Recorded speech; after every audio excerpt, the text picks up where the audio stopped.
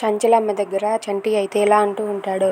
అమ్మగారు, నేను చిన్నప్పుడు ప్రేమించిన అమ్మాయి ఎక్కడ ఉన్నా సరే తీసుకుని వచ్చి నాతో పెళ్లి చేస్తానని మాట ఇవ్వండి అమ్మగారు అని చెప్పి దేవుడు సాక్షిగా ప్రమాణం చేయమని చంటి అయితే చంచలమ్మని అడుగుతూ ఉంటాడు. అది విని సింధూర అయితే ఒక్కసారిగా షాక్ అయిపోతుంది.